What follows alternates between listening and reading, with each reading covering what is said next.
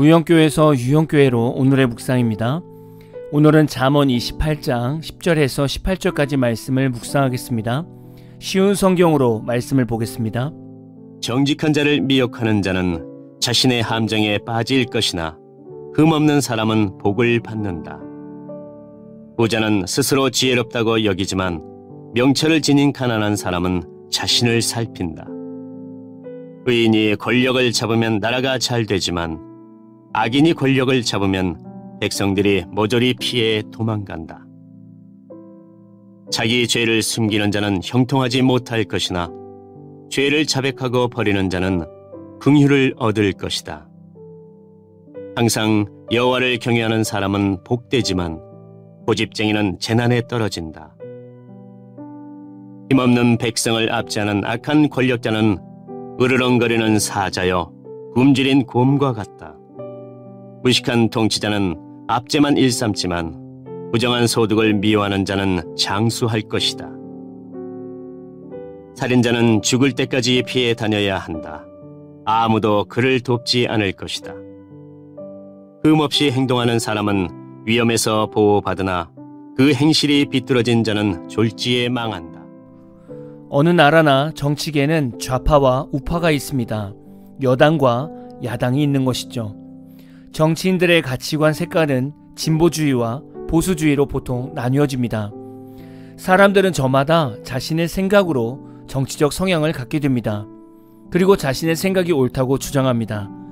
물론 생각의 자유가 있기 때문에 정치적 성향을 가질 수 있습니다. 그러나 크리스찬들은 좌파도 우파도 아닌 예수파가 되어야 됩니다. 왜냐하면 인간의 가치관은 완벽하지 않습니다. 그래서 좌파들의 생각도 완벽하지 않고 우파들의 생각도 완벽하지 않습니다. 특히 우리나라 같은 경우에는 한쪽은 진보이기도 하지만 종북주의자들이 있기도 합니다. 단면적인 부분만 보고 따르는 것이죠. 또 다른 한쪽은 보수적이지만 친이주의자들이 있기도 합니다. 심지어는 인권을 앞세워서 동성애 찬성을 하고 차별금지법을 통과시키려는 위정자들이 많습니다. 여러분이 볼 때 두 가지의 정치 가치관이 맞습니까?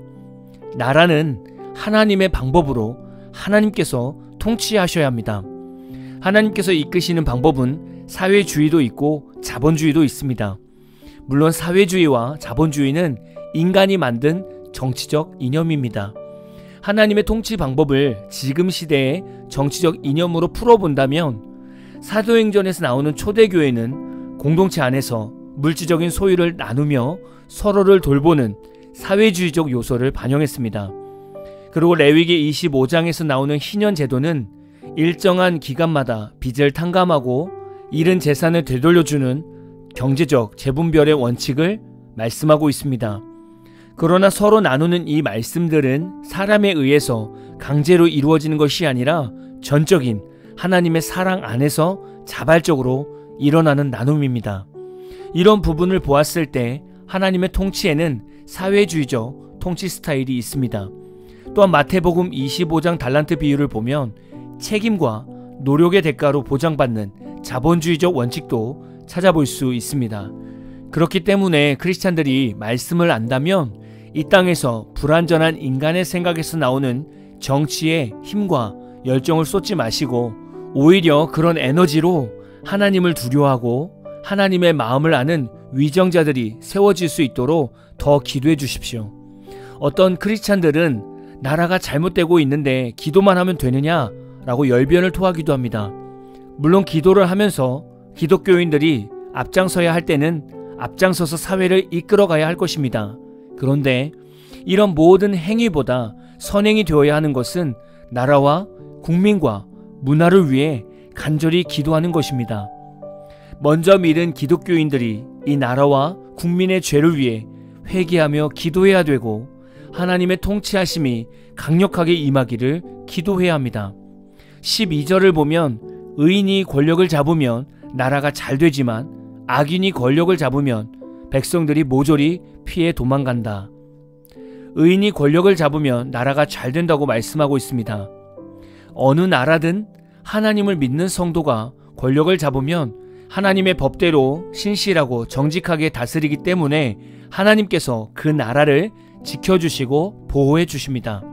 과연 우리는 이 나라와 국민과 문화를 위해 얼마나 기도하고 있을까요? 위정자 중에는 기독교인이라고 말하는 사람도 있습니다. 그런데 의인이 아니라 썬데이 크리스찬들이 더 많습니다. 오늘 말씀에서 말하는 의인은 하나님께 전적으로 붙들림 받아서 기도하며 모든 일을 치리하는 사람을 말합니다. 마치 요셉이나 다니엘처럼 말입니다. 우리는 아직 하나님 앞에서 온전하고 의인인 정치인을 제대로 본 적이 없습니다. 앞으로 우리 그리스도인들의 과제는 이 땅에 온전한 기독교 정치인들이 많이 세워져서 하나님 말씀을 기준으로 이 나라를 통치하기를 기도하는 것입니다. 우리 자녀들에게 무엇을 남겨주시겠습니까? 동성애를 옹호하는 차별금지법을 통과시켜서 앞으로 우리 자녀들이 복음을 복음답게 선포하지 못하는 나라를 물려주시겠습니까? 마약이 중고등학교에서 판을 치고 길거리 곳곳에서 마약 중독자들이 좀비처럼 서 있는 그런 나라를 물려주시겠습니까? 음란한 영상들이 판을 쳐서 학교 곳곳에서 무분별한 성폭력이 일어나고 어린 학생들이 낙태 수술을 하는 절망의 인생을 물려주시겠습니까? 게임 중독과 핸드폰 중독으로 자녀들의 판단력이 흐려지고 인내와 성실을 잃어버리는 그런 문화를 물려주시겠습니까? 우리는 이 나라의 대통령을 비롯하여 위정자를 위해 정말 많이 기도해야 합니다. 하나님의 의인이 정치인과 경제인 가운데 세워질 수 있도록 기도해야 합니다. 오늘 말씀 묵상을 다 들으시고 잠시 후 기도하실 때 가장 먼저 나라와 국민과 올바른 문화를 위해 기도해 주십시오. 오늘 마무리 찬양은 We Love의 주의 나라라는 찬양입니다. 찬양 후에는 잔잔한 연주곡이 있습니다. 말씀을 생각하면서 기도하는 시간을 가져보십시오.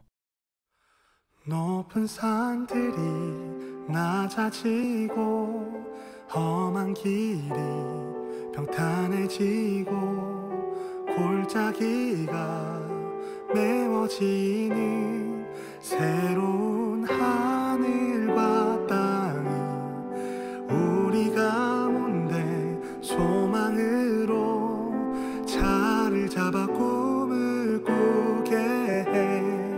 불합리한 현실 속에서 주의 사랑을 외치게 해.